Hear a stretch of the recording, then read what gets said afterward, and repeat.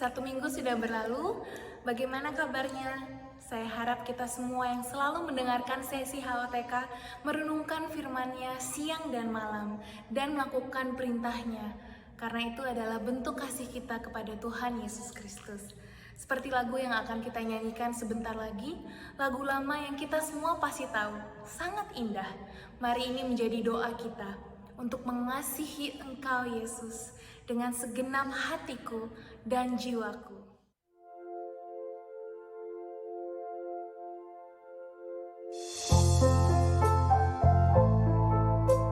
Biar ini menjadi doa kami Tuhan, untuk sungguh-sungguh mengasihi Engkau.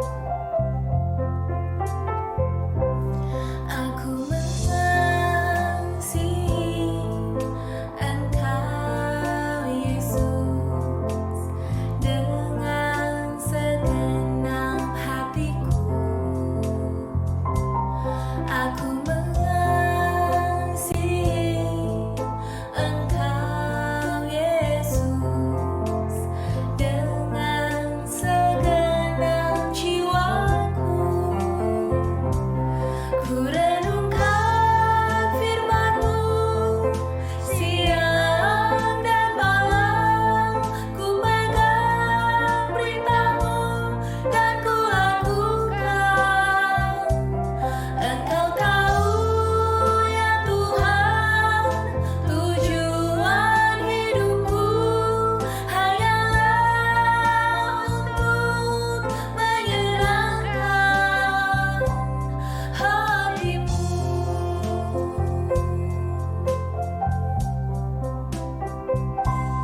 Aku mengasihi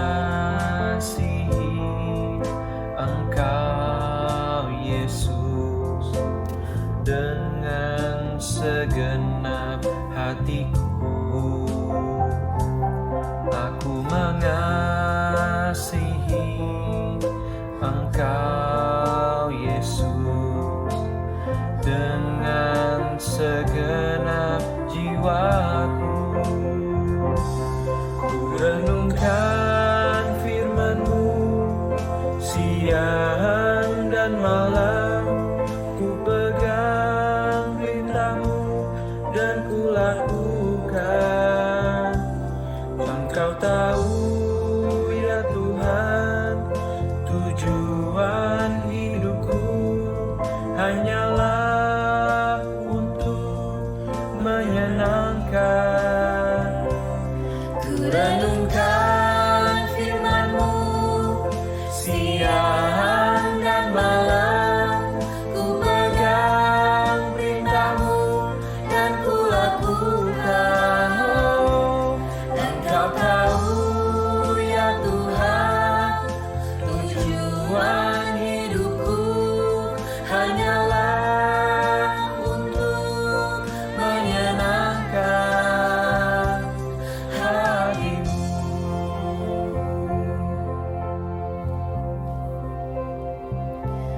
Engkau tahu ya Tuhan, tujuan hidupku hanyalah untuk menyenangkan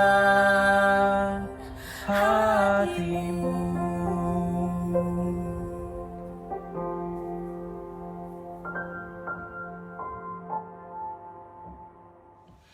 Alright, happy Purim semuanya. Sebelum kita lanjut, kita mau nyanyi satu lagu lagi. Purim adalah hari pembalikan keadaan. Semua kutuk jadi berkat, semua yang duka cita jadi sukacita. Amen. Semua yang jelek-jelek jadi yang baik-baik di dalam Tuhan kita. Dan mungkin specifically belakangan ini hujan deras banget dan cuaca nggak jelas, dan mungkin bahkan Sabtu kemarin ya, Sabtu minggu lalu banjir. Saya harap semuanya aman, semuanya nggak ada yang kekurangan suatu apapun, semuanya diproteksi oleh Tuhan dengan sempurna. Tapi kita mau sama-sama declare malam hari ini bahwa semua hujan yang terjadi di dalam fisik ini, Tuhan ubah jadi hujan berkat. Bukan hujan yang membawa musibah, tapi hujan yang membawa mukjizat di dalam Tuhan kita. Hujan yang membawa karunia-karunia, membawa opportunity baru di dalam Tuhan kita. Hujan yang membawa favor yang baru dari Tuhan buat hidup kita, kesehatan yang baru. Amin. Saya mau ajak kita semuanya satu lagu favorit saya sepanjang masa, lagu yang kasih nama saya Rainmaker juga, I think. Lagu yang berkata seperti ini. I can hear the sound, it's the sound of the abundance of rain. I can see the cloud filled with God's favor, it's heading this way. Oh, heavenly raindrops fall on me as I worship you this day. My heart is glad to receive what's for me in the abundance of rain. Mari bangkit berdiri, mari katakan dengan hatimu. I can hear the sound, it's the sound of the abundance of rain. Oh, I can see the cloud filled with God's favor, it's heading this way. Yeah, heavenly raindrops fall on me as I worship you this day. My heart is glad to receive what's for me in the abundance of rain. Katakan sama-sama, Lord, you can shower your goodness, sprinkle your mercy, pour out your blessing. Lord, I'm ready, cover me, Lord, completely, till this life that I know has been changed in the abundance of rain. Lord, you can shower your goodness, sprinkle your mercy, pour out your blessing. Lord, I'm ready, cover me, Lord, completely, till this life that I know has been changed in the abundance of rain. Oh, oh, oh, oh, open the windows of heaven, Lord, rain on me, rain on me, rain down on me. Open the windows of heaven, Lord, rain on me, rain on me, rain down on me. Open the windows of heaven, Lord, rain on me, rain on me, rain down on. Heavenly raindrops fall on me as I worship you this day. My heart is glad to receive what's for me in the abundance of rain. In the abundance of rain. In the abundance of rain. Saat itu sesi pengajaran hari ini, Tuhan Yesus memberkati.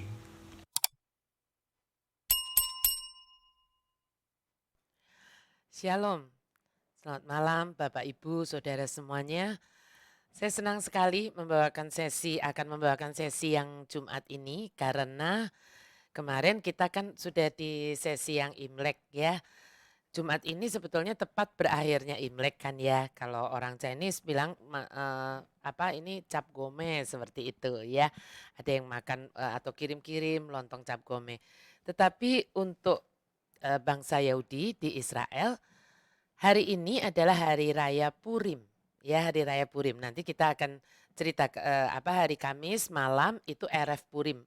Malam dari Purim. Nah, itu sebetulnya itu malam yang sangat menakutkan ya untuk bangsa Yahudi waktu itu, dan tapi tibalah di tanggal yang hari berikutnya. Nah, ini tepat yang di hari Jumat ini kita merayakan Purim. Apa itu Purim dan sebagainya nanti kita akan sama-sama tahu malam hari ini dalam hubungannya dengan breakthrough yang sedang kita pelajari sebagai satu seri pengajaran di HOTK Dunamis. Tapi sebelum semuanya itu seperti biasa kita mau bersatu hati di dalam doa. Mari kita berdoa. Demi nama Bapa, Putra dan Roh Kudus. Amin. Bapa Surgawi, Bapa yang kami kenal, kami sembah di dalam Tuhan kami Yesus Kristus.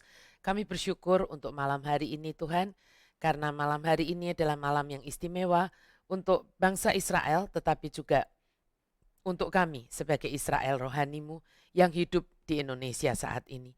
Kami bersyukur Tuhan, karena lewat peristiwa Purim kami boleh mengerti betapa kami punya Allah yang luar biasa.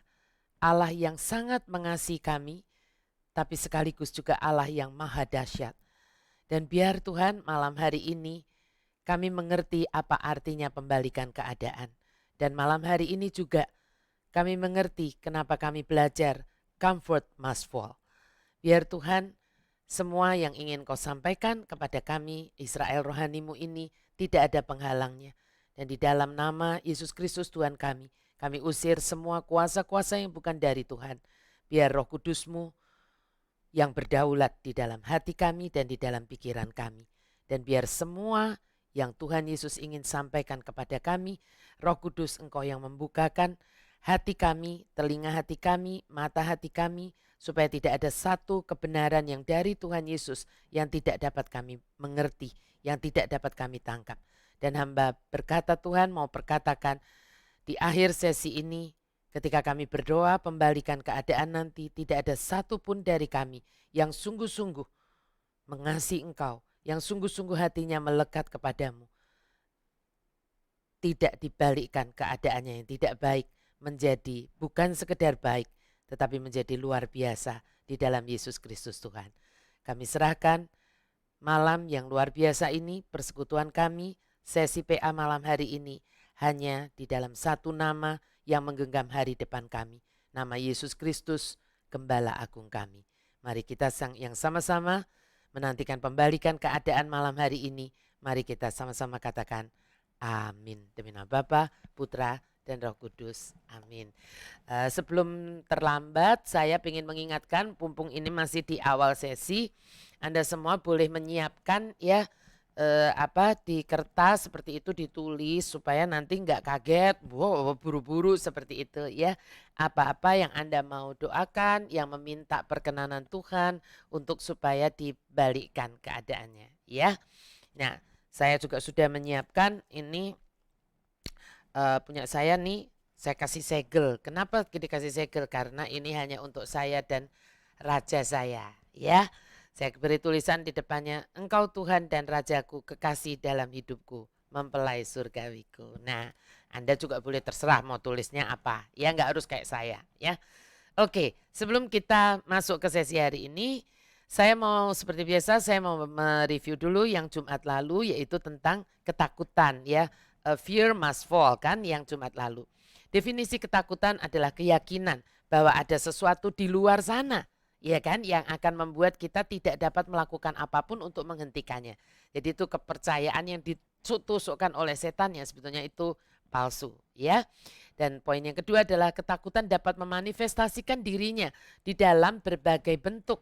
Antara lain apa? Kecemasan, kekhawatiran, kegugupan, nervous gitu ya, stres dan banyak lagi. Poin yang ketiga, kita juga sudah belajar tentang yang namanya roh Amalek minggu lalu. Roh ketakutan yang dihembuskan setan dengan satu tujuan utamanya, yaitu supaya Anda dan saya itu kehilangan yang namanya fighting spirit. Ya, sehingga kita tidak pernah lagi berani menerobos masuk ke the promised land yang Tuhan sudah sediakan untuk kita masuki. Ya, yang sudah Tuhan janjikan untuk kita, dan itu artinya kita tidak pernah dapat mengalami breakthrough di dalam hidup kita ini. Dan poin yang terakhir adalah the solution to facing the giant of fear is not determination, but faith in Jesus. Solusi untuk menghadapi raksasa fear ini ya, ketakutan ini bukanlah tekad, melainkan iman kepada Tuhan Yesus, ya, kepada Yesus. Nah, semoga kita masih ingat dan kita sudah, yang lebih penting dari ingat adalah ingat lalu sudah mulai mencoba mempraktekannya di dalam kehidupan kita ketika kita itu dihadang oleh yang namanya fear. Dalam apa saja, dalam kehidupan kita, di segala sisi hidup kita. Ya, masing-masing dari kita mungkin bisa sama, bisa juga berbeda. Ya. Nah, malam ini seperti tadi saya katakan bertepatan dengan hari raya Purim. Ya, sudah dari tadi pagi, Jumat pagi itu udah Purim. Kalau di Israel itu hari yang sukacita, libur mereka. Ya, Israel itu banyak libur ya. Kalau kita hidup di Israel mungkin kayak hidup di Bali gitu. Libur banyak banget gitu ya. Nah, di penanggalan Yahudi hari ini itu adalah tanggal 14 Adar bulannya bulan Adar ya. Bulan Adar itu bulan yang ke-12 ya. Tahunnya 5781 kan kemarin kita merayakan tahun baru Rosh Hashanah 5781. Nah, kita ini pas malam ini kan akan belajar tentang Goliat kita yang kedua, yaitu comfort. Ya, Goliat kita yang kedua itu comfort. Nah, jadi nggak dipas-pasin tapi memang pas gitu ya. Nanti kita akan belajar. Apa hubungannya antara peristiwa Purim ini dengan comfort must fall ya. Tapi sebelum itu saya ingin mengingatkan untuk Anda semua yang belum subscribe, silahkan segera subscribe. Ya, ada tulisan subscribe, Anda bisa subscribe, lalu like kalau Anda suka, dan yang paling penting adalah Anda share supaya banyak orang juga ikut diberkati gitu. Ya kan, kalau Anda sudah share yang kemarin, pasti orang yang di-share itu kalau melihat mereka akan ikut sudah di sesi ini. Jadi mereka juga bisa ikut nanti berdoa untuk membalikan keadaan. Ya kan seperti itu. Dan untuk yang sudah subscribe, like dan share, pastinya saya sangat mengucapkan terima kasih. Ya. Nah mungkin banyak orang akan berkata begini, Bu, masa sih Bu comfort itu Goliat? Bukannya comfort itu sesuatu yang nyaman, yang enak gitu ya. Dan semua orang kan pasti suka dong Bu dengan yang namanya atau dengan sesuatu yang nyaman, sesuatu yang enak. Ya. Nah, untuk itulah pentingnya kita belajar malam hari ini ya, supaya setan tidak bisa menipu kita. Kalau kita nggak tahu kan bisa ditipu. Kalau kita tahu setan nggak bisa tipu ya. Karena firman-Nya berkata bahwa iblis memang bisa menyamar sebagai malaikat terang, ya bukan? Ya.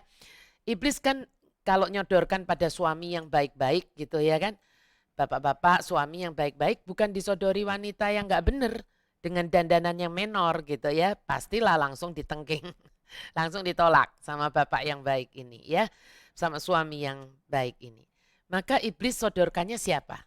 Sodorkannya teman kerja, rekan kerja, wanita yang smart, yang elegan, yang enak diajak diskusi, nggak hanya di tempat kerja, tapi juga sekalian sambil lunch atau mungkin bahkan dinner ya. Dan akhirnya lewat semua itu, suami baik-baik tapi yang nggak nyadar akan strategi iblis ini merasa apa? Comfort, ya kan? Karena comfort nggak mau ninggalin comfortnya itu. Ya kan? Nah akhirnya jatuh di dalam dosa perselingkuhan. Ya, dan hal yang sama juga bukan tidak bisa terjadi dengan istri yang baik-baik gitu ya. Yang juga tidak menyadari tipuan iblis ini saat bertemu dengan laki-laki yang baik-baik juga. Entah itu di kantor, entah itu bahkan di gereja. Ya, nah nanti kapan-kapan lah saya bercerita lebih detail ya saat kita sudah bisa buat seminar pasutri gitu ya. Bapak Ibu Saudara ya. Nah, oke, tapi malam ini kita mau berbicara tentang Goliat yang kedua, yaitu comfort. Dalam hubungannya dengan satu peristiwa besar yang terjadi di Israel pada bangsa Yahudi. Tetapi yang sangat ada hubungannya sebetulnya dengan Anda dan saya sebagai Israel rohaninya.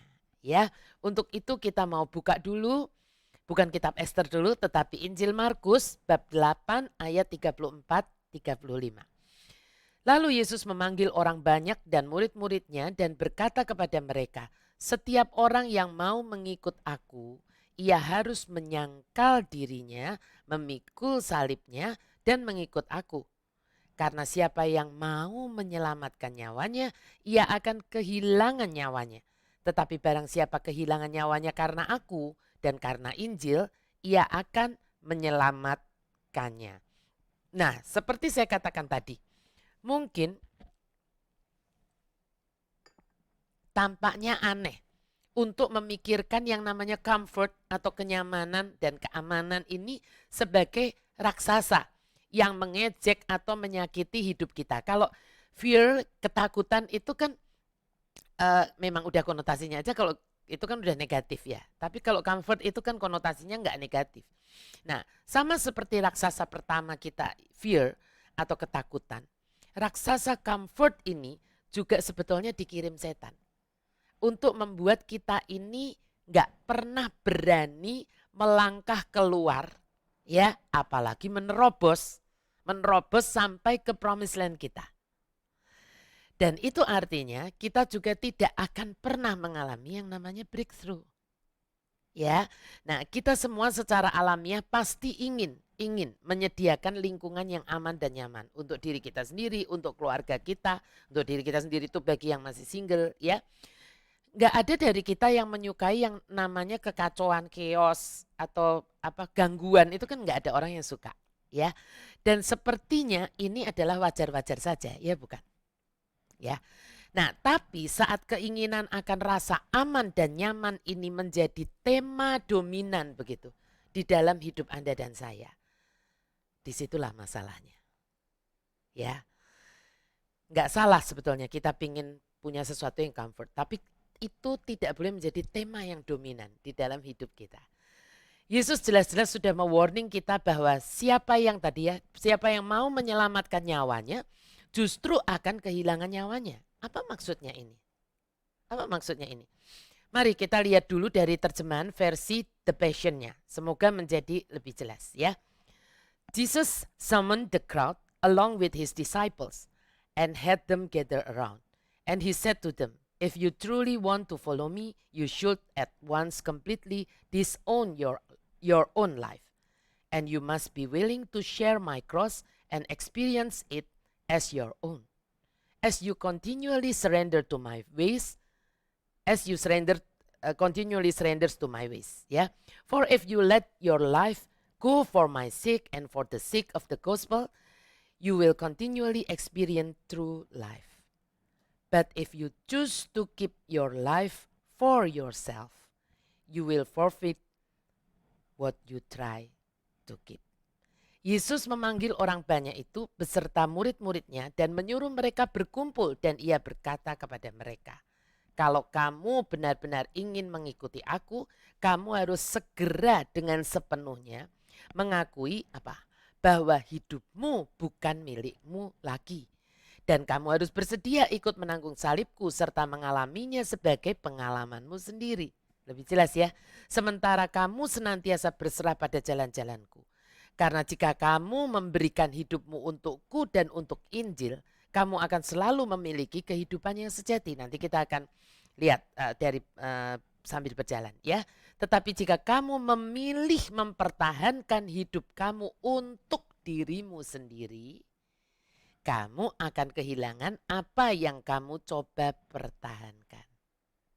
Nah, Bapak Ibu Saudara, mempertahankan hidup kita untuk diri kita sendiri itu adalah salah satu ciri dari orang yang takut kehilangan keamanan dan kenyamanannya atau comfortnya.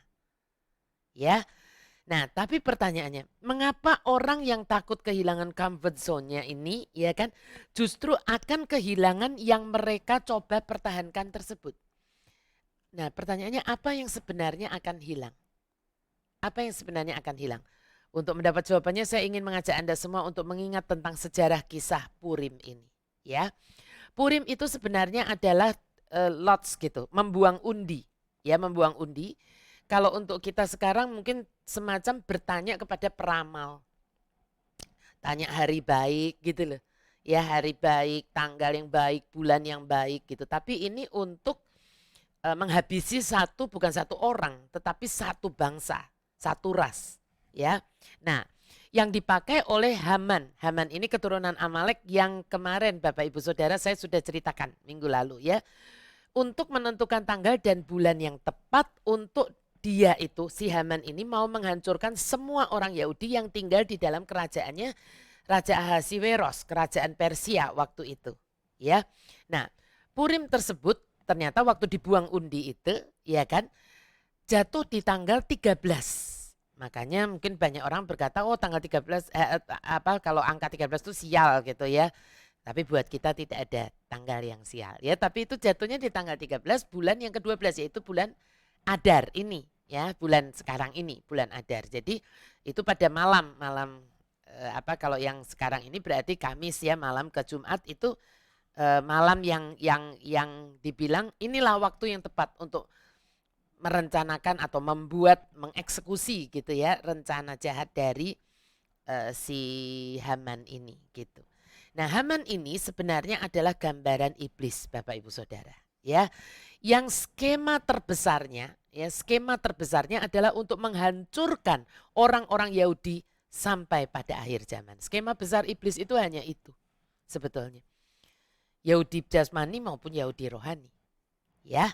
Nah, Esther namun Tuhan membalikkan keadaannya. Ya, membalikkan keadaan tersebut lewat intervensi dari seseorang yang bernama siapa? Mordekai, ya Mordekai. Nah, Mordekai ini gambaran dari Yesua atau Yesus Kristus dan Esther. Jadi bukan hanya Yesua, bukan hanya Mordekai, tapi harus berkolaborasi dengan yang namanya Esther. Nah, Esther ini adalah lambang dari mempelainya, menggambarkan mempelainya atau gerejanya. Jadi kalau sampai di sini saja Anda dan saya harusnya sudah bisa mengerti bahwa pembalikan keadaan baru bisa terjadi kalau ada kerjasama antara Yesua dan Esther. Ya, antara Mordekai dan Esther, ya kan, antara Yesua dan gerejanya, yaitu Anda dan saya. Seringkali banyak orang teriak-teriak untuk terjadi pembalikan keadaan dan Tuhan tolongin. Tapi dari kitanya do nothing. Esthernya ini nggak mau tinggalkan comfort zone-nya. Ya nggak akan terjadi, Bapak Ibu Saudara. Ya, tapi kita lanjut dulu. Esther saat itu telah menjadi ratu. Ya, istri dari Raja Ahasiweros. Raja Persia yang waktu itu tuh kekuasaannya besar sekali. Saya pernah sedikit mengutip menjelaskan ini waktu kita membahas kitab Wahyu masih di Prisma Ballroom waktu itu, ya. Dan pastinya kaya raya raja ini. Esther mendapat kabar tentang rencana busuk Haman ini dari ayah angkatnya, Mordekai. Mordekai ini sebetulnya sepupu, ya, tetapi mengambil anak karena Esther tuh yatim piatu diangkat anak gitu, ya. Nah, nanti cerita detailnya Anda pastinya bisa baca, kan Anda semua, saya udah di broadcast saya kemarin bilang bahwa harus baca kitab Esther gitu, ya. Dan Mordekai ini tidak sekedar memberi kabar kepada Esther tentang rencana busuk Haman, bukan sekedar info gitu, tetapi juga mendesak Esther untuk bertindak menyelamatkan bangsanya dari rencana pembunuhan massal si Haman ini.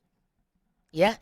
Nah, namun tindakan yang Mordekai minta untuk Esther lakukan ini adalah suatu tindakan yang mengganggu comfort zone Esther. Ya. Nah, yang saat itu sudah menjadi ratu. Nah, ingat Esther kan bukan siapa-siapa tadinya. Dia anak yatim piatu, ya, yang dipungut dan diasuh oleh sepupunya Mordekai yang akhirnya dianggap sebagai ayah angkatnya. Dan sekarang sudah dapat kedudukan yang pastinya diimpikan oleh semua gadis pada waktu itu di kerajaan Persia, ya. Nah, apa itu tindakan yang diminta oleh Mordekai untuk Esther lakukan? Menghadap Raja Ahasiweros dan memberitahukan persekongkolan jahat yang telah dibuat Haman untuk memusnahkan atau memunahkan bangsa Yahudi yang itu sudah disetujui oleh Raja Ahasiweros dengan memberikan cincin kerajaan. Ya, memberikan cincin kerajaannya kepada Haman. Nanti Anda bisa baca di Esther pasal 3. Ya. Nah, sebenarnya raksasa comfort zone yang dihadapi oleh Esther saat itu bukanlah comfort zone biasa, Bapak Ibu Saudara. Karena ini tidak sekedar menyangkut harta atau fasilitas saja, melainkan berbicara tentang nyawa. Ya, mari kita lihat sedikit dari kitab Esther supaya Anda dan saya ingat lagi, ya, karena ini udah sebetulnya kan setiap tahun kita sudah bahas, ya. Mari kita lihat. Esther 4 ayat 10-11. Akan tetapi Esther menyuruh Hatach, kan udah terima pemberitahuannya ya dari Mordekai. Lalu Esther baca lalu dia mengirim balasan gitu ya, lewat pesuruh namanya Hatach, memberitahukan kepada Mordekai. Semua pegawai raja serta penduduk daerah-daerah kerajaan mengetahui bahwa bagi setiap laki-laki atau perempuan yang menghadap raja di pelataran dalam dengan tiada dipanggil, hanya berlaku satu undang-undang, yakni hukuman mati. Hanya orang yang kepadanya raja mengulurkan tongkat emas yang akan tetap hidup. Dan aku, Esther bilang gitu, selama 30 hari ini tidak dipanggil menghadap raja. Rupanya tindakan menghadap kepada raja yang diminta oleh Mordekai untuk Esther lakukan ini bukanlah suatu tindakan yang sesepele yang mungkin Anda dan saya bayangkan saat ini. Cuma ngadep aja kok takut. Kan istrinya gitu. Ya kan, tidak sesepele bayangan kita ya. Ternyata ini adalah tindakan yang amat beresiko dan taruhannya adalah nyawa Esther. Ya, perkara tongkat perkenanan raja itu turun itu kan sesuatu yang belum pasti, betul nggak Bapak Ibu? Ya, sedangkan hukuman mati bagi siapapun kan tidak ditulis tidak disebutkan kecuali ratu, kan tidak begitu. Ya, kepada siapapun yang menghadap raja tanpa dipanggil, itu sudah jelas ada undang-undangnya. Dan hanya satu undang-undang, nggak ada undang-undang yang lain. Dan undang-undang itu adalah apa? Mati. Hukuman mati. Siapapun itu, termasuk ratu. Dan jangan lupa saat itu Esther sudah menjadi ratu dengan sekali lagi dengan segala kenyamanan dan segala keamanannya. Ini kan punya penjaga, punya semua-semua lah ya. Nah, lebih dari presiden saat ini ya. Tapi Mordekai yang adalah gambaran Yesua atau Yesus ini menanggapi kegalauan Esther ini dengan sesuatu yang keren banget, yang luar biasa. Mari kita lihat ayat selanjutnya. Esther 4, 12, 14. Ketika disampaikan orang perkataan Esther itu kepada Mordekai, maka Mordekai menyuruh menyampaikan jawab ini kepada Esther. Jangan kira karena engkau di dalam istana raja, hanya engkau yang akan terluput dari antara semua orang Yahudi.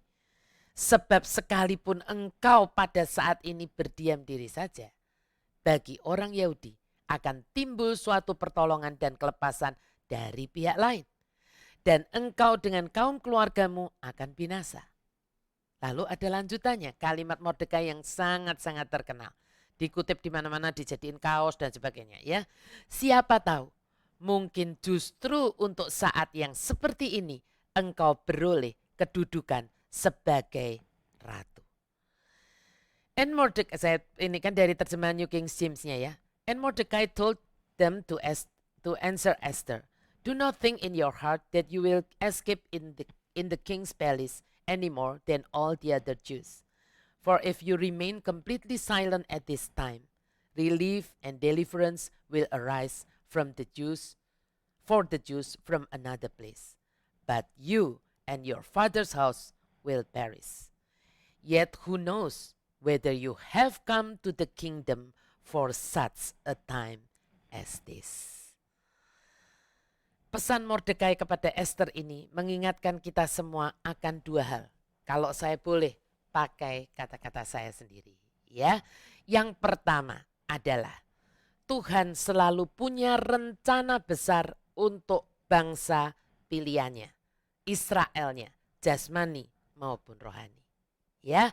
Dan karena itu dia memanggil orang-orang pilihannya itu untuk terlibat di dalamnya. Orang-orang pilihannya untuk terlibat di dalamnya. Nah, saat orang tertentu dia panggil dan menolak, itu bukan berarti rencananya gagal. Melainkan dia akan memilih orang lain yang bersedia menggenapi panggilan dan rencananya. Saya harap Anda menangkap ini. Jangan sampai Anda menolak panggilannya dan Anda berpikir kalau saya menolak ya udah selesai. Enggak.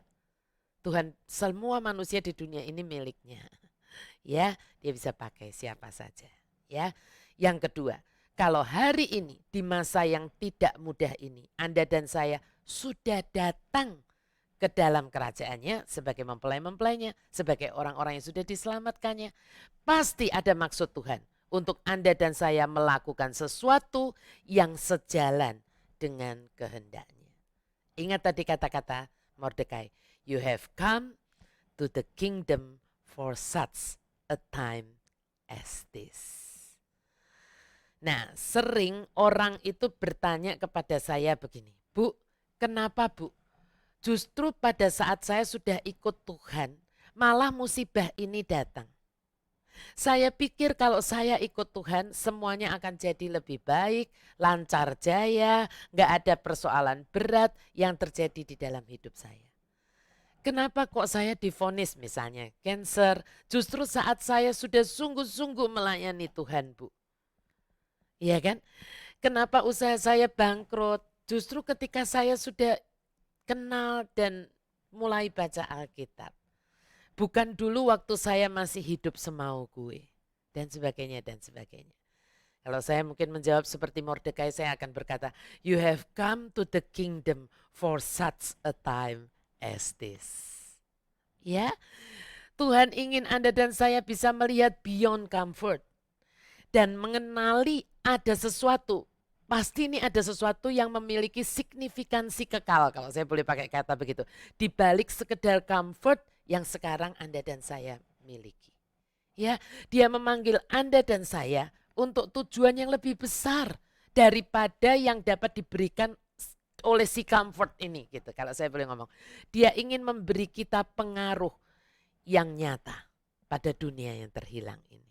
Ya, saat Anda dan saya sudah jadi anak Tuhan, lalu keluarga Anda kena musibah atau Anda sendiri kena musibah, mari ingat-ingatlah hal ini. Pasti ada sesuatu yang Tuhan mau Anda dan saya itu do something dengan posisi Anda yang sekarang ini.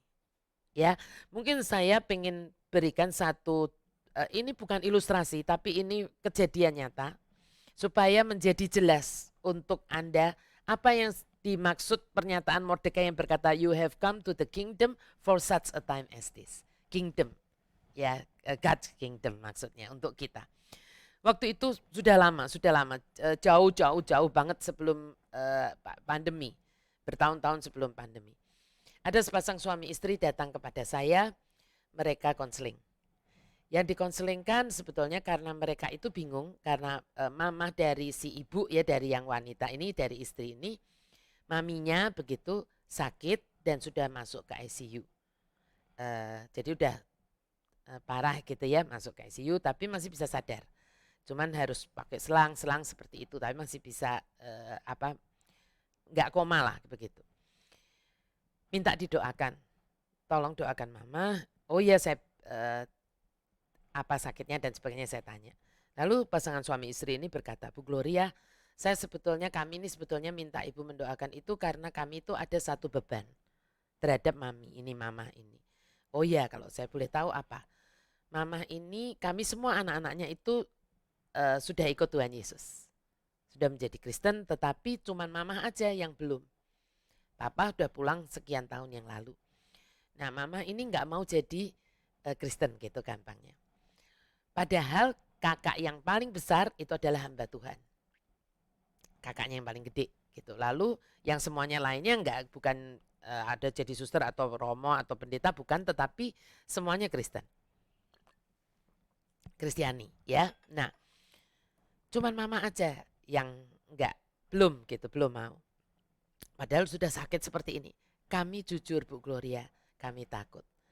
Kalau mama pergi karena kami tahu ini anak-anaknya orang Kristen yang baik-baik ya. Kami tahu kalau mama belum ada di dalam Tuhan, nggak ada jaminan untuk kehidupan kekal mama. Ya betul saya bilang. Ya udah, ya saya cuma dikasih tahu begitu ya.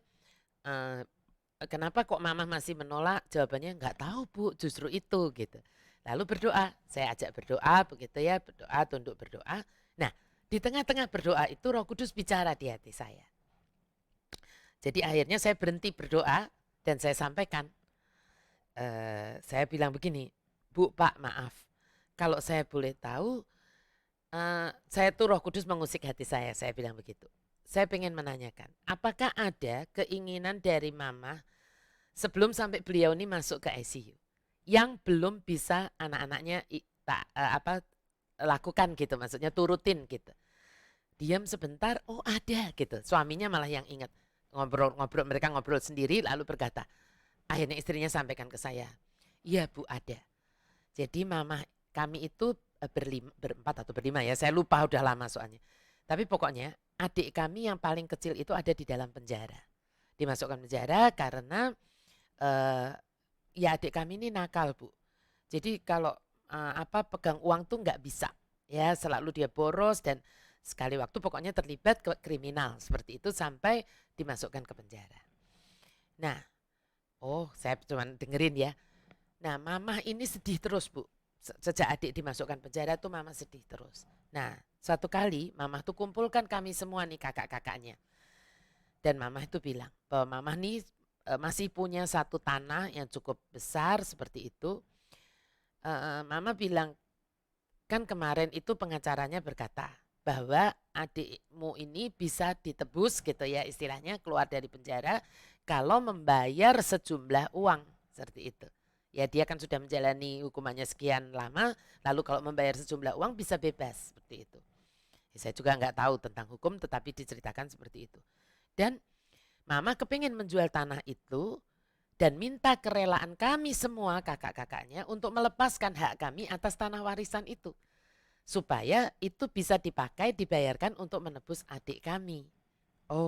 Nah lalu kenapa enggak diturutin? Saya bilang begitu. Nah itu Bu, saya dan kakak-kakak yang lain itu enggak mau Bu.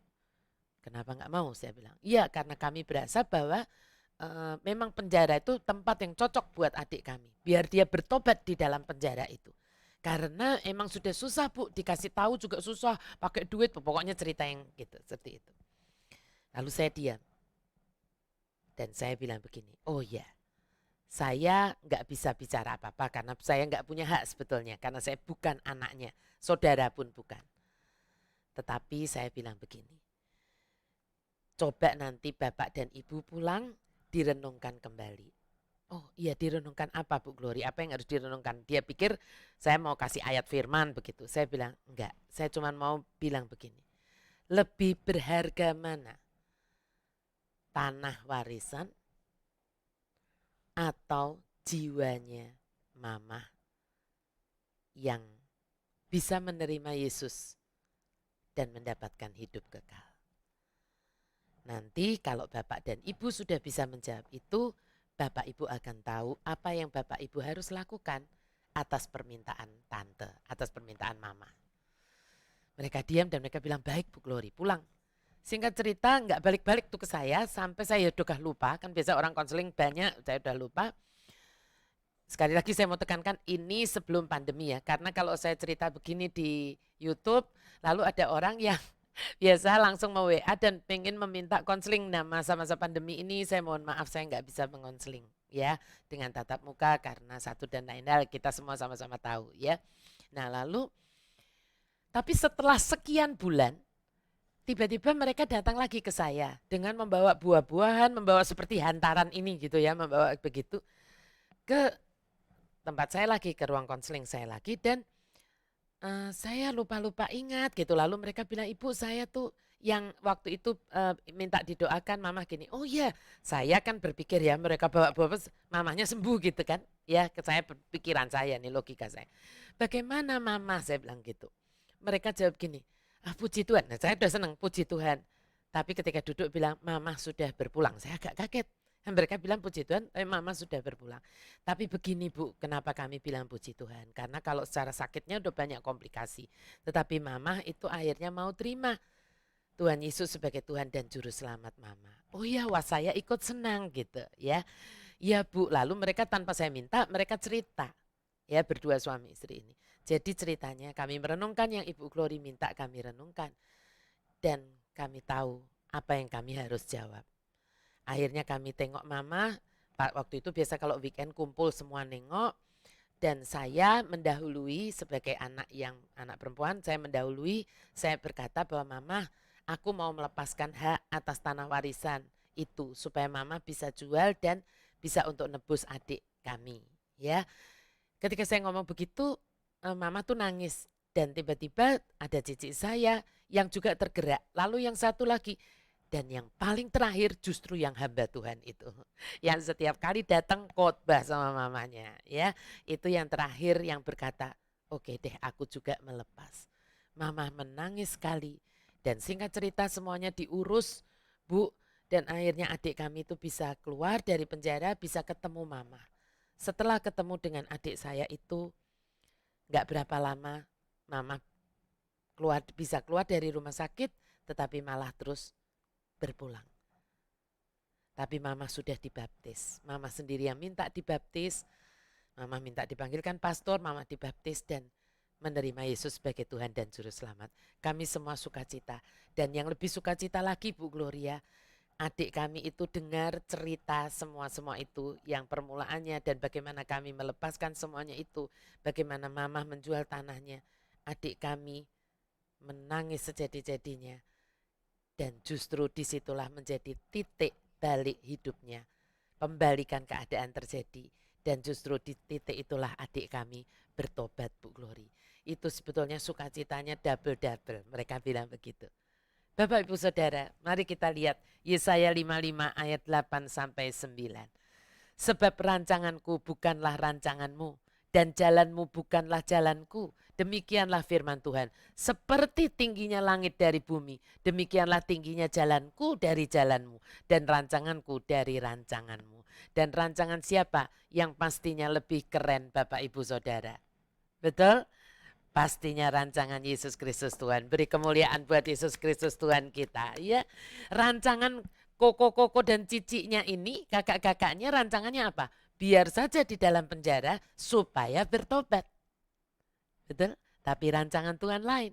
Rancangan Tuhan meminta kamu keluar dari comfort zone kamu. Kamu rela nggak punya warisan demi itu untuk selamatkan adikmu dari keluar dari penjara. Mamimu menjadi percaya anak-anakku yang di dalam Tuhan Yesus ini bukan NATO, no action talk only. Betul? Ya, ada yang anaknya, ada yang hamba Tuhan loh yang, tapi maminya bilang lo talk only. Betul? Tapi ketika ada action dari Israel rohaninya, satu jiwa diselamatkan, tapi ternyata satu jiwa yang diselamatkan ini membawa jiwa kedua yang diselamatkan juga, yaitu adiknya yang keluar dari penjara ini. Tuhan Yesus ingin Anda dan saya berjalan di jalan kebenaran demi namanya, Bapak Ibu Saudara. Dia ingin kita melangkah keluar dalam ketaatan pada kehendaknya, bukan kehendak kita sendiri demi kenyamanan kita sendiri. Ya, banyak anak muda saat sedang asik pacaran, bertunangan, takut terhadap yang namanya konflik.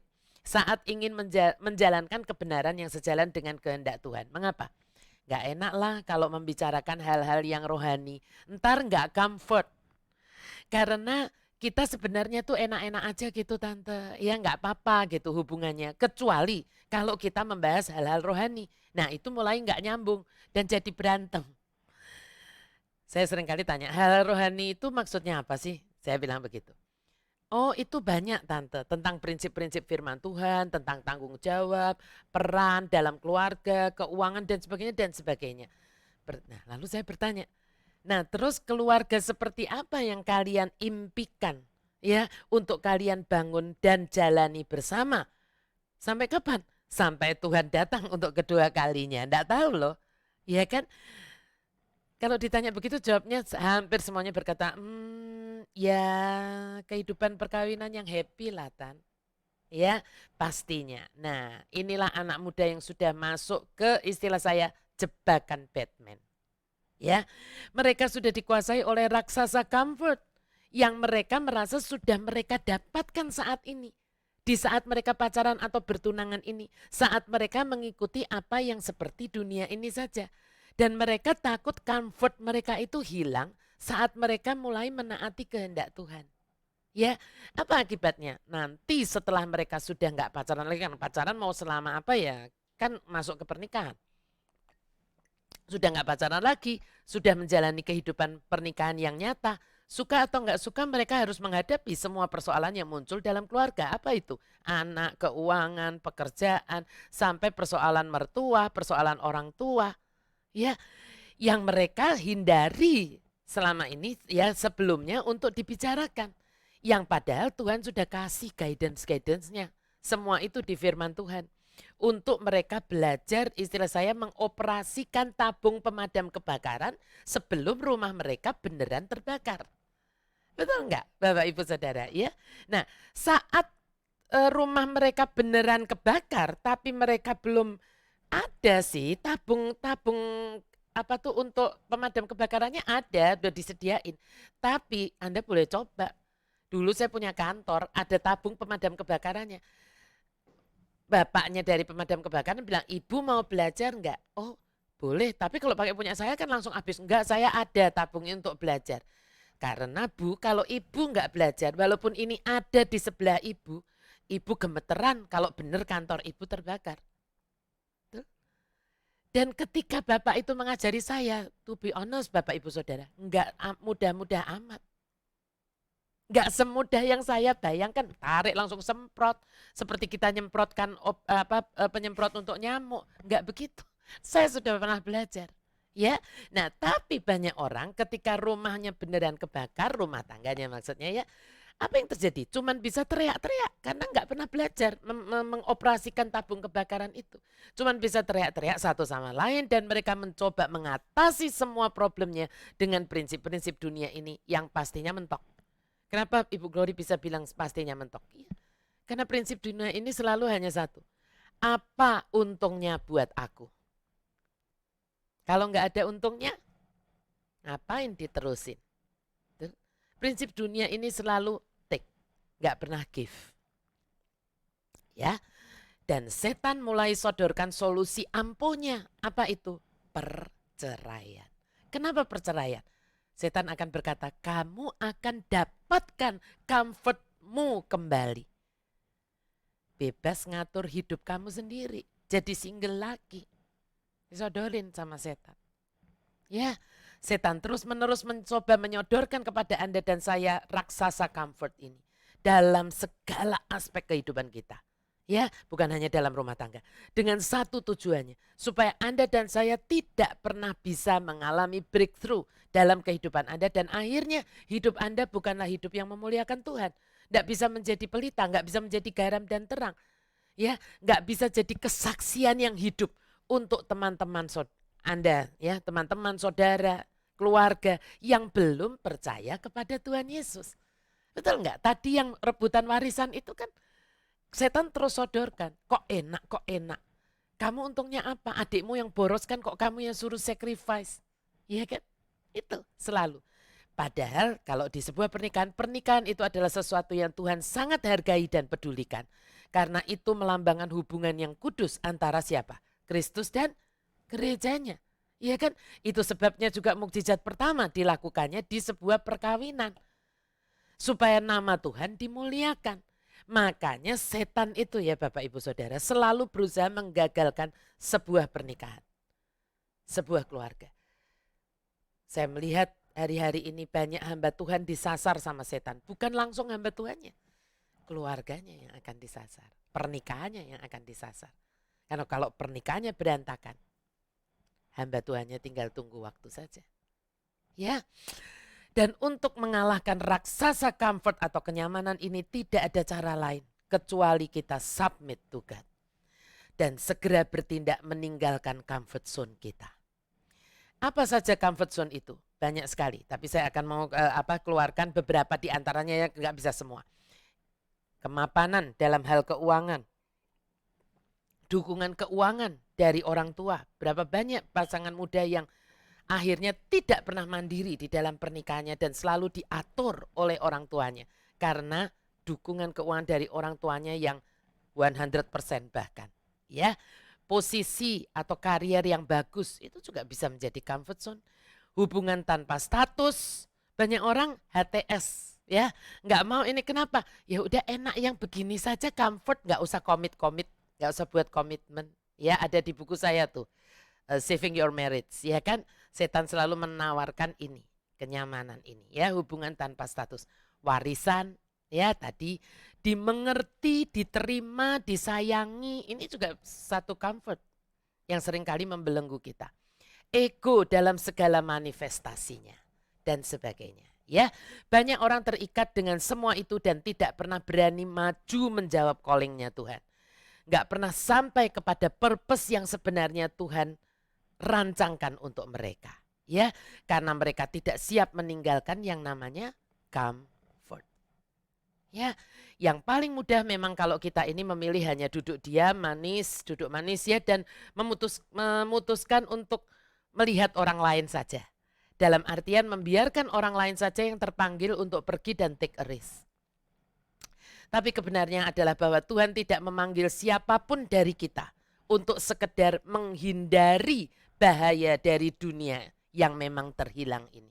Dalam artian menghindari persoalan-persoalan yang ada di dunia ini. Ya, sebaliknya dia telah memanggil kita justru untuk masuk ke dalam dunia ini. Tapi bukan untuk terhanyut atau ikut arus, melainkan untuk masuk dengan pedang rohnya di tangan kita dan memenangkan pertempuran. Di mana?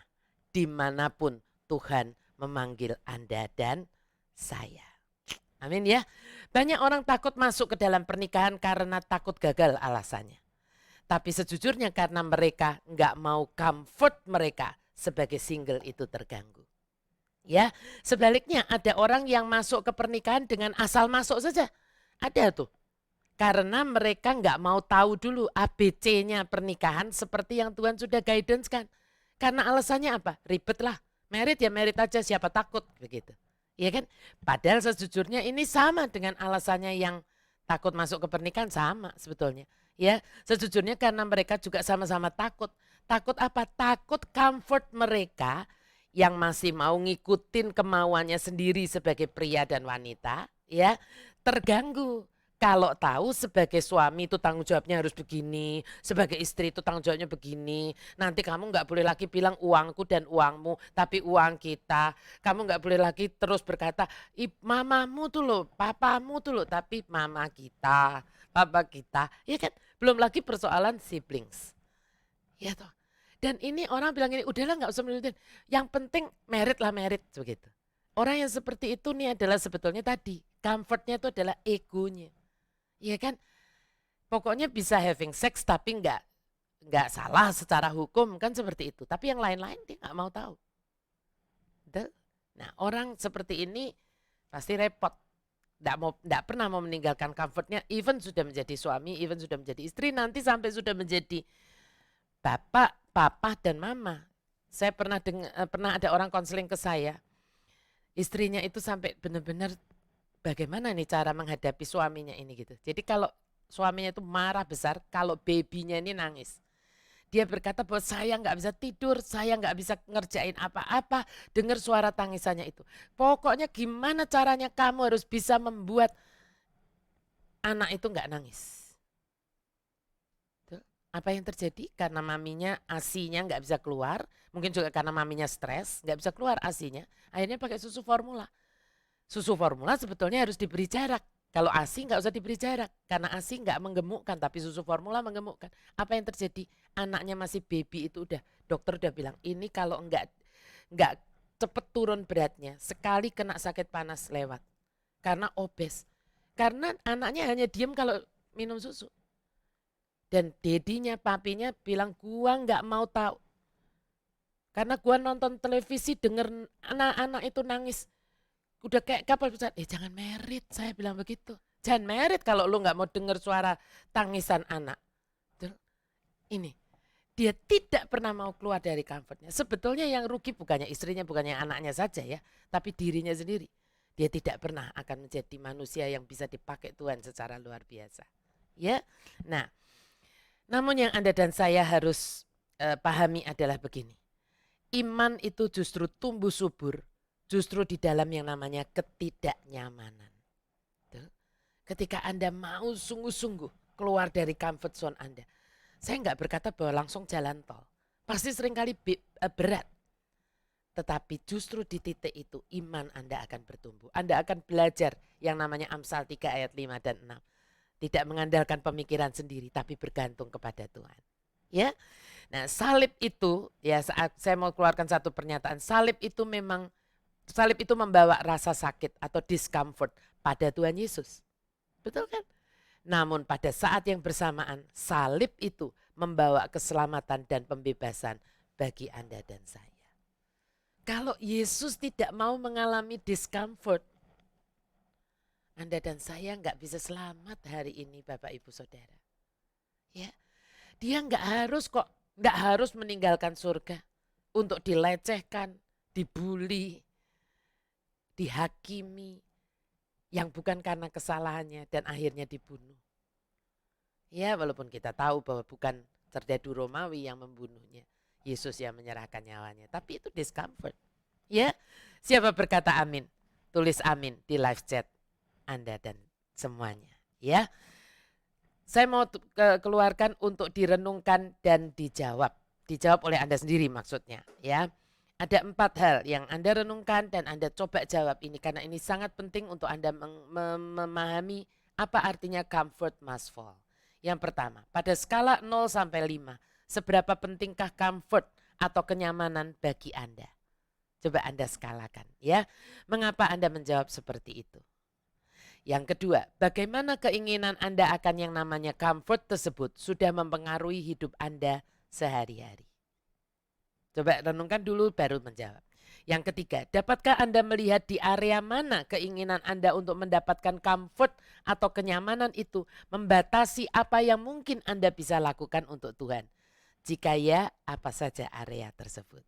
Dan yang terakhir, pernahkah Anda membayangkan bagaimana rasanya keluar dari zona nyaman, dari comfort zone ya? Anda untuk bisa memberitakan Yesus lewat hidup Anda tersebut. Bersediakah Anda? Masing-masing orang kan beda comfort zone-nya.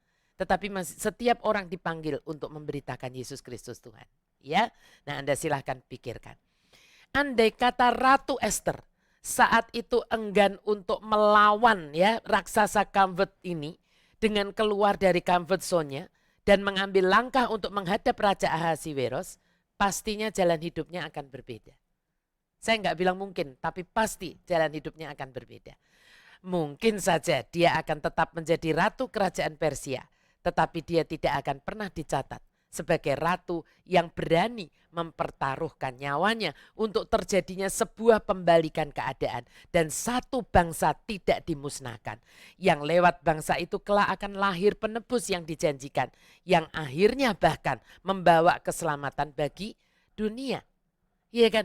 Hidupnya mungkin akan baik-baik saja. Ini juga masih kemungkinan karena seperti yang Mordekai katakan, jangan kira kamu akan selamat kalau kamu diem-diem aja, kan begitu. Tapi pastinya hidupnya tidak akan bernilai kekal Bapak Ibu Saudara, karena hidupnya tidak berdampak buat kerajaan surga. Dan inilah yang Yesus warning di awal tadi. Warning apa? Tetapi jika kamu memilih mempertahankan hidup kamu untuk dirimu sendiri, kamu akan kehilangan apa yang coba kamu pertahankan. Ya kan? Esther itu mungkin akan tetap dikenal sebagai ratu yang cantik karena terpilih sama Raja Ahasiweros. Tapi ya cuman itu doang. Ya, saya itu waktu jalan-jalan ke luar negeri pernah menemukan satu boneka dan di situ dikatakan Queen Esther seperti itu. Saya kaget sekali karena jarang kan ya boneka Queen Esther nih seperti ini ya, boneka Queen Esther. Tapi yang membuat saya lebih suka dan akhirnya saya beli adalah karena ada tulisannya begini, beauty and faith shine through you. Ya kan, jadi ini ada tulisannya kecil sih, nggak bisa di ini ya karena kecil. Tulisannya beauty and faith shine through you. Jadi Esther itu bukan hanya beauty, tetapi faith. Ya kan, walaupun kitab Esther itu tidak ada kata Tuhan sedikit pun di dalam kitab Esther, tetapi luar biasa sampai dimasukkan menjadi satu kitab di Alkitab kita. Ya, itu dicatat di Alkitab. Nah, hidup yang berdampak buat kerajaan surga itu yang bagaimana sih Bapak Ibu Saudara? Kalau Anda dan saya kelak bertemu Tuhan Yesus, menurut Anda semua nih, apa yang Tuhan Yesus akan tanyakan kepada kita? Tahu enggak Bapak Ibu Saudara? Enggak tahu? Masa? Harusnya tahu lah. Kalau Anda dan saya membaca Alkitab, Anda pasti tahu. Saya kasih clue-nya deh ya, saya kasih clue-nya. Gini, kalau Anda para orang tua yang sudah jadi orang tua, mau bepergian cukup lama keluar kota atau keluar negeri gitu ya. Kan Anda suka pesen-pesen kan pada yang Anda tinggal di rumah, siapa tuh anak-anak, mungkin pembantu gitu ya. Yang Anda pesankan itu kan pastinya sesuatu yang Anda anggap paling penting, ya bukan? Misalnya, jangan lupa nyalain teras, lampu di teras. Jangan lupa kunci pintu depan atau pintu pagar ya. Atau kalau yang punya taman, punya tanaman, punya ikan gitu ya kan. Pasti jangan lupa siramin tanaman mama atau jangan lupa tuh dilihat gitu ya kan. Mati enggak ininya airnya tempat ikan itu dan sebagainya dan sebagainya. Nah pas nanti Anda bertemu lagi dengan yang Anda titipin pesan itu. Apa yang akan Anda tanyakan? Pastinya hal-hal yang Anda sudah pesan-pesan sebelum Anda pergi itu, betul nggak? Iya kan? Kadang kalau kita malah sekarang belum ketemu aja cuman lewat video call mungkin atau lewat Zoom, mungkin Anda sudah buru-buru tanya. Kita tanya, gimana kamu nggak lupa kan nyalain lampu di teras gitu ya. Dulu saya suka pesan sama anak saya Deo tuh, kalau suka nyalain sekali waktu, bukan saya yang pergi, dia yang pergi. Kelas 6 SD, retreat ya kan, retreat ke puncak. Lalu pas weekendnya gitu, hari yang keberapanya itu boleh telepon orang tua. Jadi telepon kebetulan sore hari yang terima saya, papinya belum pulang. Alih-alih nanyakan yang lain, Deo malah nanyain saya begini, Mama nggak lupa nyalain lampu depan kan? Saya tuh cerita sama Pak Gana, oh ternyata masuk juga nih pesan saya selama ini. Saya pikir dia selalu lupa-lupa, sekarang dia yang pergi, dia gantian nanyain saya, nggak lupa kan nyalain lampu depan. Dia ngomong begitu sama saya ya. Tapi saya percaya banyak, sekarang harusnya setelah saya omongkan ini, seharusnya Anda sudah bisa jawab lah, kalau kita bertemu Tuhan Yesus kelak, apa yang pastinya, bukan kira-kira, pastinya akan Tuhan Yesus tanyakan kepada Anda dan saya. Ada yang menjawab? Sayang ini bukan Zoom ya, jadi saya nggak bisa tahu Anda menjawab apa di chat, saya nggak lihat ya. Tapi saya percaya banyak dari Anda yang bisa menjawab pertanyaan ini. Dan jawabannya pasti benar. Apa itu?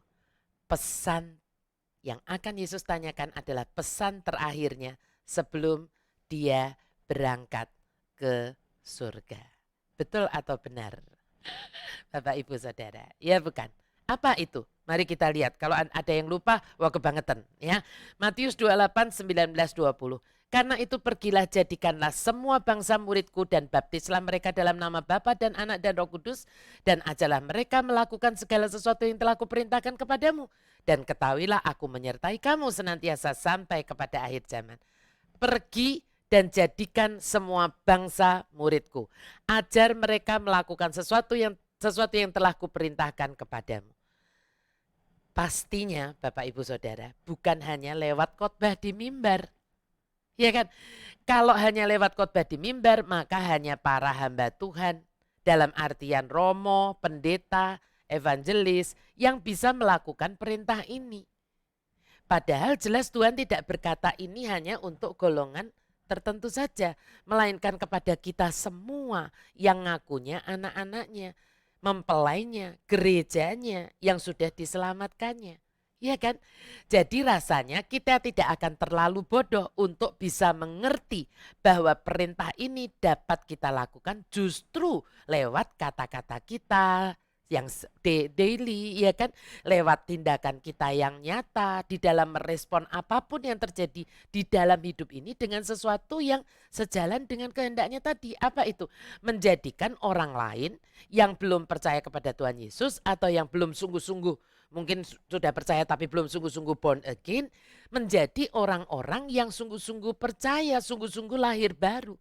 Tapi untuk bisa melakukan semuanya itu memang seringkali Anda dan saya harus terbebas dulu dari raksasa yang namanya comfort atau comfort zone yang mencengkeram kita terlebih dahulu. Karena kalau tidak, Anda dan saya tidak pernah rela sacrifice, gak pernah rela berkorban. Seperti saya bilang di awal-awal tadi, satu-satunya cara kita terbebas dari raksasa comfort zone ini adalah kalau kita submit to God. Dan kita berani submit to God karena janjinya tadi yang berkata tadi di ayat 20b. Apa itu? Dan ketahuilah aku menyertai kamu senantiasa sampai kepada akhir zaman. Kalau kita melakukan yang atas-atas tadi, kehendaknya tadi, disertai Tuhan itu Bapak Ibu, itu segalanya. Amin. Ya, Anda bisa kaya raya, sehat walafiat, pinter banget, tapi tanpa penyertaan Tuhan, semuanya bisa berbalik 180 derajat dalam sekejap mata. Namun saat Anda dan saya mau menaati Dia, totalitas raksasa comfort itu akan tumbang. Dan janjinya kepada kita, Matius 6 ayat 33, tetapi carilah dahulu kerajaan Allah dan kebenarannya, maka semuanya itu akan ditambahkan kepadamu. Semuanya ditambahkan kepadamu. Ya, saat Ratu Esther mau melangkah keluar dari zona nyamannya demi menaati kehendak Mordekai, Yesuanya, ya, untuk menyelamatkan bangsa pilihan Tuhan, ternyata tongkat emas kerajaan yang melambangkan perkenanan raja juga terulur bagi dia. Betul enggak? Dan pembalikan keadaan pun terjadi. Dari yang tadinya bangsa Yahudi terancam dimusnahkan, menjadi berbalik. Mereka justru dipersenjatai dan diberi mandat oleh raja untuk menghabisi musuh mereka. Dan Haman yang merupakan keturunan Amalek, musuh bebuyutan bangsa Yahudi, justru digantung di tiang gantungan buatannya sendiri. Yang sedianya dia rencanakan untuk menggantung siapa? Mordekai. Ya, saat Esther mau meninggalkan comfort zone-nya dengan satu statementnya yang terkenal. Apa itu? Kita lihat Esther 4 ayat 16 dari New King James dulu. And so I will go to the king, which is against the law. And if I perish, I perish. Dan kemudian aku akan masuk menghadap raja, sungguh pun berlawanan dengan undang-undang. Kalau terpaksa aku mati, biarlah aku mati. Ini orang yang sudah keluar dari comfort zone-nya. Bukan hanya pembalikan keadaan yang terjadi, melainkan Esther juga menjadi ratu kesayangan Ahasiweros, dan rakyat Persia sangat menghormati dia dan juga Mordekai. Saya sudah pernah tunjukkan di HOTK ada makamnya, makam dari Esther dan Mordekai ini di Iran. Ya, sangat dijaga sampai dengan hari ini. Ya, mau tur ke Iran untuk melihat makamnya. Ya, itu semua adalah dampak dari tindakan Ratu Esther di dunia ini. Di dunia ini itu kan dampaknya, ya kan? Ada bangsa Yahudi diselamatkan dan sebagainya. Namun saya sangat percaya keberanian Ratu Esther meninggalkan comfort zone-nya demi menaati desakan Mordekai untuk menyelamatkan bangsa pilihan Tuhan ini. Istilah saya dicatat di Hall of Fame-nya surga. Karena lewat apa yang dilakukan oleh Esther ini, banyak jiwa diselamatkan. Bukan hanya jiwa-jiwa bangsa Yahudi pada zamannya, melainkan juga berdampak hingga kepada Anda dan saya malam ini. Sebagai Israel rohaninya. Orang-orang yang percaya kepada Yesus Kristus Tuhan. Siapa bilang amin? Tulis amin di live chat Anda. Ya, Bapak Ibu Saudara, hidup Anda dan saya di dunia ini singkat, Bapak Ibu Saudara. Ya, tapi Tuhan itu kekal. Ya, Tuhan memberi kita kesempatan yang begitu ajaib untuk kita memakai hidup kita yang singkat ini untuk memiliki dampak di kekekalan kelak. Dengan cara apa? Anda pengen tahu enggak? Ya, dengan melakukan apa yang menjadi amanat agungnya.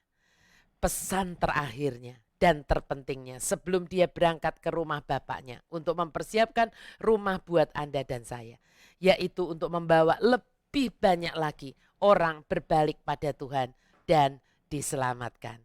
Saya percaya Bapak Ibu Saudara, saat kita bertemu Tuhan Yesus kelak, dia tidak akan bertanya berapa banyak rumah dan tanah yang sudah Anda dan saya punyai. Tuhan juga tidak akan bertanya berapa gelar yang Anda dan saya sudah dapatkan di depan dan di belakang nama kita. Pastinya dia juga tidak akan bertanya seberapa kita sudah berhasil menyekolahkan putra-putri kita ke universitas yang ternama di dalam dan di luar negeri. Atau bahkan berapa gedung gereja yang Anda dan saya sudah bangun. Tapi saya percaya dia pasti akan bertanya berapa banyak orang yang sudah Anda dan saya pengaruhi lewat harta benda yang dia berkatkan kepada kita sampai dengan malam ini. Untuk akhirnya mereka juga melihat kemurahan Tuhan dan percaya kepadanya. Berapa banyak yang Anda sudah lakukan dengan pendidikan tinggi dan sederet gelar yang Anda punyai yang membuat orang menjadi percaya dan menerima Yesus sebagai Tuhan dan Juru Selamat pribadi mereka. Seperti Tuhan sudah memberi Anda otak dan kecerdasan yang luar biasa tersebut. Berapa banyak Anda sudah menginvestasikan waktu Anda untuk meneladani putra dan putri Anda yang Anda sekolahkan tinggi-tinggi itu untuk juga menjadi anak-anak yang mengasihi dan takut akan Tuhan. Dan akhirnya saat mereka berhasil di dalam studinya kelak, mereka juga akan membawa dampak bagi kerajaan surga. Bukan sekedar menjadi orang-orang yang workaholic. Dan saya percaya dia akan tersenyum sukacita dan bangga saat dia melihat Anda dan saya sudah berani memilih submit kepada kehendaknya. bersyukur atas semua keamanan dan kenyamanan yang sudah Dia berkatkan di dalam hidup kita. Namun kita juga berani memilih untuk tidak pernah terbelenggu oleh comfort zone kita. Karena comfort must fall before Jesus our Lord. Siapa berkata amin? Mari tulis amin di live chat Anda dan mari beri kemuliaan untuk Yesus Kristus Tuhan kita, ya. Nah, sekali lagi saya mau ingatkan, siapkan kertas, masih ada kesempatan di dalamnya, yang di dalamnya sudah ditulis seperti saya ya, tulis mau masukkan amplop atau tidak terserah.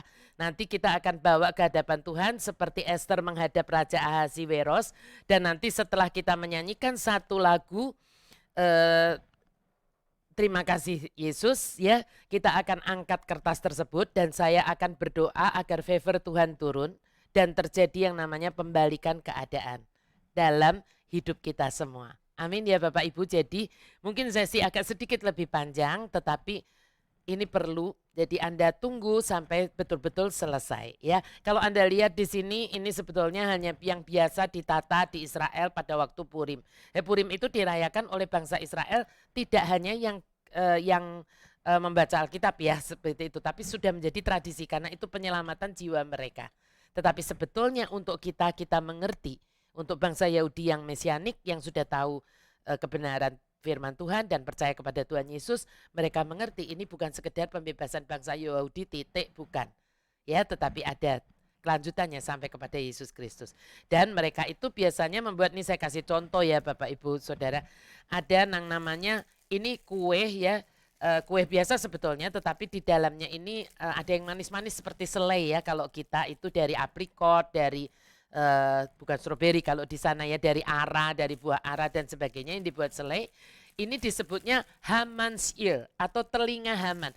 Waktu saya tahu ini di Israel for the first time, saya bingung di mana ya kayak bentuk telinganya. Emang ada telinga Anda atau telinga orang Israel bentuknya juga enggak segitiga ya. Tetapi ini memang ya begitulah, namanya juga tradisi. Ini saya khusus pesan untuk kalau di kita mungkin memang nggak ada ya Haman's ear ini karena tidak ada tradisi gereja-gereja di sini untuk merayakannya. Tapi Anda yang pintar buat kue bisa membuatnya, dan biasanya biru itu adalah warna dari Israel ya, makanya saya juga memakai biru.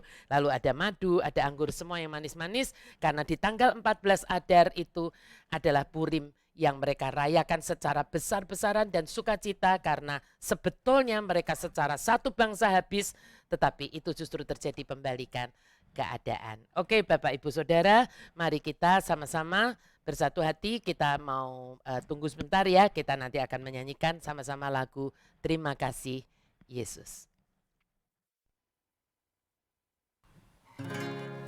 Terima kasih Yesus, terima kasih Yesus, ku beri syukur hanya bagimu, ya Allahku, ya Tuhanku.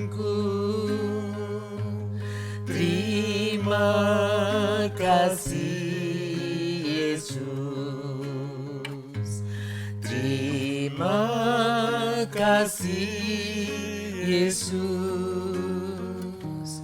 ku beri syukur hanya bagimu, terima kasih Yesus.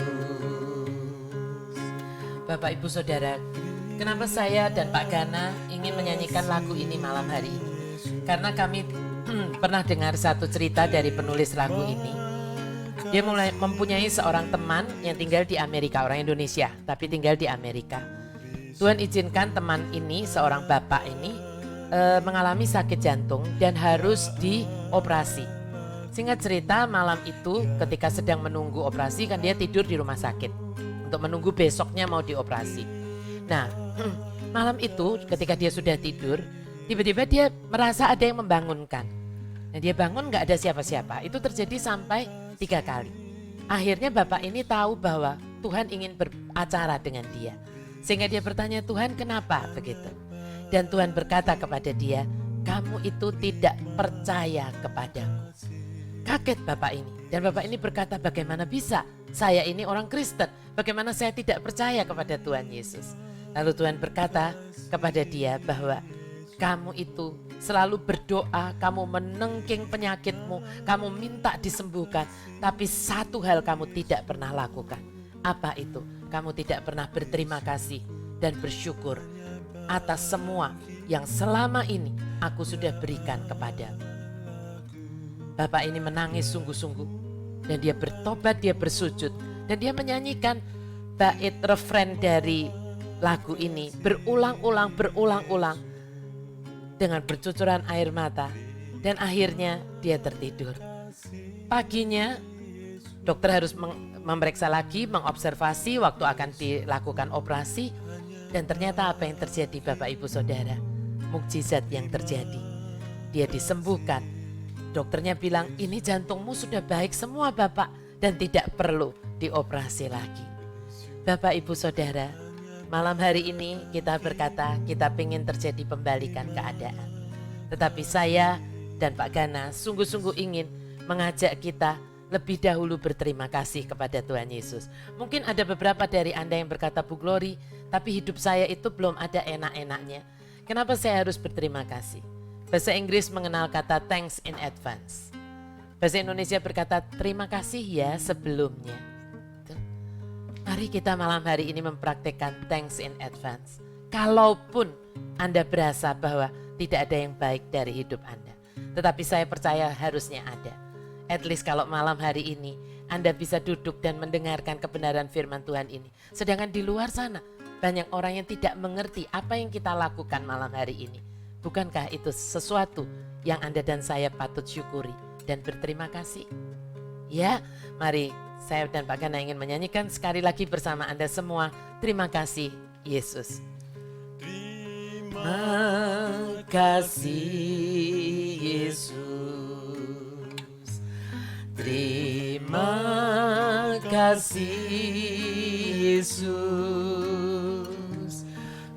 Beri syukur hanya bagimu, ya Allahku, ya Tuhanku. Terima kasih Yesus.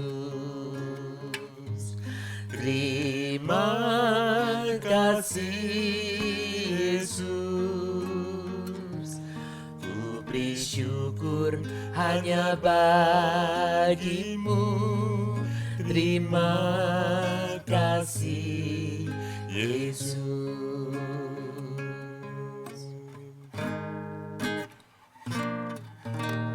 Yang dulu tak ku mengerti, sekarang kau buat mengerti.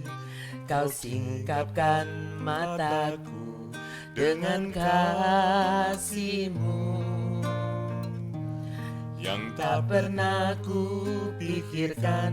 Sungguh kau telah sediakan, kau curahkan berkat-Mu limpah dalam hidupku.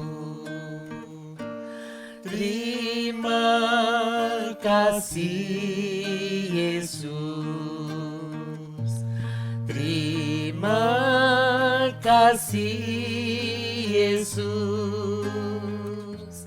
Ku beri syukur hanya bagimu, ya Allahku, ya Tuhanku. Terima kasih Yesus. Terima kasih Yesus. Ku beri syukur hanya bagimu. Terima kasih Yesus. Terima kasih Yesus. Terima kasih Yesus. Terima kasih Yesus. Ku beri syukur hanya bagimu, ya Allahku, ya Tuhanku. Terima kasih Yesus, terima kasih Yesus. Ku beri syukur hanya bagimu, terima kasih Yesus. Kita mau sekali lagi, kita mau berkata thanks in advance. Terima kasih Yesus. Yesus, terima kasih Yesus. Ku beri syukur hanya bagimu, ya Allahku, ya Tuhanku. Terima kasih Yesus, terima kasih Yesus. Ku beri syukur hanya bagimu, terima kasih Yesus. Pak Gana akan terus menyanyikan lagu ini secara lembut. Kita akan angkat Bapak Ibu Saudara. Tapi sebelum kita angkat ini, saya mau bersaksi kepada Bapak Ibu. Walaupun saya dan Pak Gana belum bisa bercerita secara detailnya. Tetapi kemarin di jam 3 sore, saya sungguh-sungguh menyanyikan lagu ini dan berdoa kepada Tuhan di noon hour saya. Dan kami mengalami sesuatu yang luar biasa, suatu mukjizat di dalam kehidupan kami berkeluarga. Ada sesuatu breakthrough yang Tuhan berikan kepada kami berdua. Nanti tepat pada waktunya saya pasti akan bercerita kepada Bapak Ibu semuanya. Tetapi mari percaya, kita punya Tuhan yang berkuasa membalikkan apapun. Apa yang tidak pernah kita lihat, yang tidak pernah kita dengar, yang tidak pernah muncul di dalam hati manusia, di dalam hati kita, semuanya yang disediakan untuk kita semua anak-anaknya yang mengasihi Dia. Amin Bapak Ibu Saudara. Ya, mari kita mau angkat ini tadi yang sudah Anda semua siapkan, dan kita mau berdoa. Kita mau sungguh-sungguh angkat ini di hadapan Tuhan. Bapa yang bertahta dalam kerajaan surga, malam hari ini tepat di hari raya Purim, kami datang kepadamu Tuhan. Bukan di dalam nama kami yang tidak layak, tetapi di dalam nama Putra Tunggal-Mu yang sangat Engkau kasihi, Putra Tunggal-Mu yang sudah Engkau kirim untuk mati dan bangkit untuk kami. Putra Tunggal-Mu yang sudah membeli kami dengan darahnya Tuhan, yang tidak pernah berbuat dosa.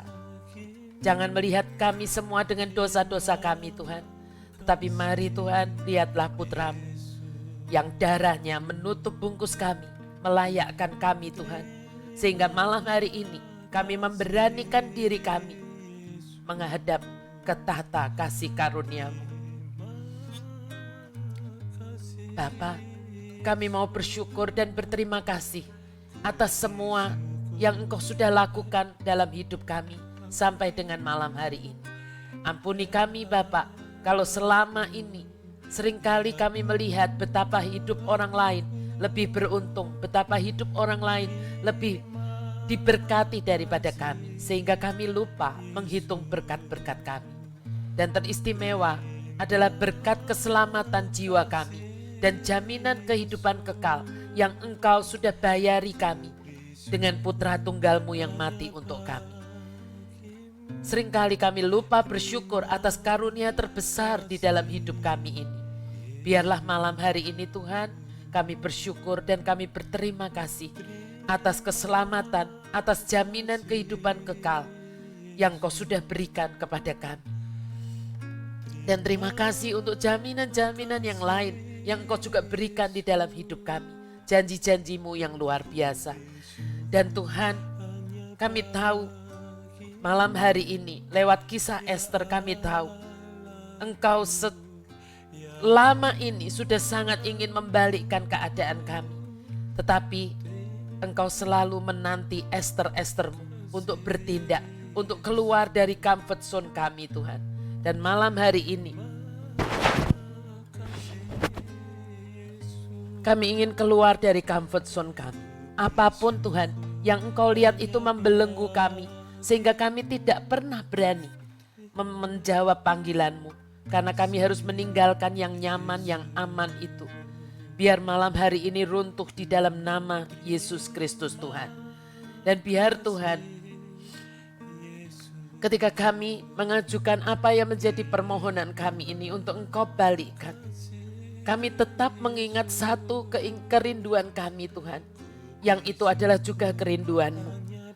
Agar jiwa-jiwa yang harus bertobat, harus berbalik kepada Tuhan. Biar itu sungguh berbalik kepada Tuhan. Dan setan tidak bisa mencengkeram mereka lagi Tuhan. Dengan apapun yang setan coba kirimkan, setan coba tipukan. Di dalam nama Tuhan Yesus kami sungguh mohonkan Tuhan.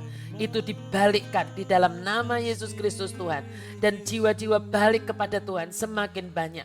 Jiwa-jiwa balik kepada Tuhan, percaya kepada Yesus Kristus Tuhan sebelum kedatangan-Mu yang kedua kali. Khususnya adalah teman-teman dekat kami, saudara-saudara kami Tuhan, keluarga kami yang belum sungguh-sungguh percaya dan menerima Engkau sebagai Tuhan dan Juru Selamatnya. Biar Tuhan, malam hari ini Engkau mengingat jiwa-jiwa ini Tuhan. Jangan biarkan mereka pergi kepada kekekalan tanpa mereka mengenal dan menerima Engkau sebagai Tuhan dan Juru Selamatnya. Kami mau Tuhan melakukan apa saja Tuhan, apa saja yang Kau minta untuk kami lakukan. Asalkan Tuhan jiwa-jiwa ini balik kepadamu. Biar kami punya mimpi seperti mimpi-Mu Tuhan, supaya tidak ada jiwa yang terhilang. Biar tangisan kami ini adalah tangisan-Mu. Sungguh-sungguh kami ingin Tuhan, sebelum Tuhan waktu-Mu habis untuk kami Israel rohani-Mu, dan tiba waktu-Mu untuk Israel jasmani-Mu. Mari Tuhan, ingatlah kami, ingatlah saudara-saudara kami, ingatlah teman-teman kami, ingatlah keluarga-keluarga kami Tuhan yang belum ada di dalam Tuhan Yesus. Sungguh kami meminta di Purim tahun ini terjadi pembalikan keadaan besar-besaran. Jiwa-jiwa berbalik kepadamu Tuhan. Dan kami mau menjadi salah satu dari yang Engkau panggil untuk bekerja sama dengan Engkau. Lewat kata-kata kami, lewat hidup kami, lewat pengorbanan kami, lewat sikap kami. Apapun itu Tuhan, asalkan jiwa-jiwa ini balik kepada Tuhan. Dan Tuhan, setelah semuanya itu, baru kami beranikan diri Tuhan, mengajukan apa yang menjadi petisi kami ini. Hanya kalau Engkau berkenan, hanya kalau Engkau Tuhan mengingininya, hanya kalau ini sejalan dengan kehendak-Mu. Biarlah apa yang kami angkat Tuhan, di dalam kertas, di dalam amplop-amplop kami ini, baik di tempat ini maupun yang di rumah kami masing-masing, Engkau yang membalikkannya untuk kami semua. Tetapi kalau Engkau tidak berkenan dan ini tidak sejalan dengan kehendak-Mu, lupakan saja Tuhan. Asalkan jiwa-jiwa itu, jiwa-jiwa saudara-saudara kami, kerabat kami, keluarga kami bisa berbalik kepada Yesus Kristus Tuhan. Itu sukacita yang melimpah untuk kami. Terima kasih Tuhan Yesus, terima kasih. Terima kasih. Kami tahu bukan dengan diri kami sendiri ini bisa dibalikkan, tetapi dengan darah Tuhan Yesus dan dengan perkenanan-Mu yang turun di dalam hidup kami. Dan biar malam hari ini perkenanan-Mu turun di dalam hidup setiap kami anak-anak-Mu yang mengangkat doa-doa kami ini Tuhan. Dan biar Engkau sendiri yang melakukan mukjizat-Mu, yang melakukan pembalikan keadaan. Apapun yang tidak baik Tuhan, dibalikkan menjadi tidak sekedar baik, tetapi sempurna, baik sekali, dan memuliakan Engkau. Apapun yang kami minta ini Tuhan, biar ujungnya bukan nama kami yang besar, bukan nama kami yang dimuliakan, tetapi nama Yesus Kristus Tuhan yang selalu ditinggikan, yang selalu dimuliakan. Dan biar kerajaan-Mu juga ditegakkan di muka bumi ini. Dan sekarang kami ingin membawa persembahan terbaik kami Tuhan. Kami tahu kami tidak pernah datang kepadamu dengan tangan kosong. Kami mau datang kepadamu dengan persembahan terbaik kami di Purim ini Tuhan. Biar Engkau yang gerakkan hati kami. Berapa yang kami harus taburkan Tuhan. Untuk kerajaan-Mu diperluas di muka bumi ini lewat HOTK Ministry. Dan Engkau sendiri Tuhan yang memberkati tangan-tangan yang penuh ketaatan dan penuh kasih mengasihi jiwa-jiwa yang terhilang ini. Biar Engkau yang memberkati, Engkau yang menyinari mereka dengan wajah-Mu dan Engkau menghadapkan wajah-Mu dan memberi kami semua kasih karunia-Mu. Dan berkat dari Allah Bapa, Allah Putra dan Allah Roh Kudus, Allah Abraham, Allah Ishak dan Allah Yakub turun di dalam hidup setiap kami anak-anak-Mu mulai malam hari ini sampai Maranatha Yesus datang menjemput kami di awan-awan. Mari semua yang sungguh percaya, mari semua yang bersyukur sangat malam hari ini, dan mari semua yang percaya apapun yang itu berkenan di hadapan Tuhan, Tuhan yang berkuasa membalikkannya tepat pada waktunya di dalam nama Tuhan Yesus. Mari kita semua katakan amin 3 kali. Amin, amin, amin. Beri kemuliaan buat Yesus Kristus Tuhan kita demi nama Bapa, Putra dan Roh Kudus. Amin. Terima kasih Bapak Ibu Saudara. Senang sekali saya bisa membawakan sesi Purim ini. Saya berharap Anda semua tidak hanya di sesi Purim ini belajar untuk thanks in advance selalu. Jangan pernah lupa akan apa yang Tuhan sudah kerjakan di dalam hidup kita. Ya, yang kecil maupun yang besar, cari dahulu kerajaan Allah dan kebenarannya, bersyukur dulu kepada Tuhan, maka semuanya akan ditambahkan kepadamu. Amin ya Bapak Ibu Saudara. Terima kasih sekali, saya dan Pak Gana sukacita sekali bisa memuji Tuhan, bisa berdoa bersama Anda semua malam hari ini. Sampai kita bertemu di Jumat mendatang pastinya dengan Goliat kita yang ketiga. Apa itu? Nanti tunggu broadcastnya. Terima kasih, Tuhan Yesus memberkati Anda semuanya.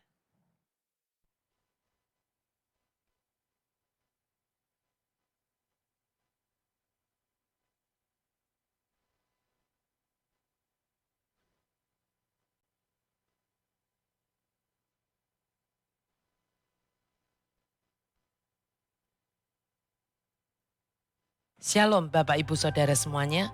Jika Anda merasa diberkati dengan kebenaran firman Tuhan ini, jangan lupa like dan subscribe channel HOTK Indonesia, serta pencet gambar loncengnya, dan mari bagikan juga kepada teman dan saudara atau keluarga Anda yang lain, dan dengan melakukan itu Anda telah menjadi garam dan terang bagi sesama, seperti yang Tuhan minta untuk kita melakukannya. Terima kasih, sampai jumpa di sesi-sesi khotbah saya berikutnya. Tuhan Yesus memberkati Anda.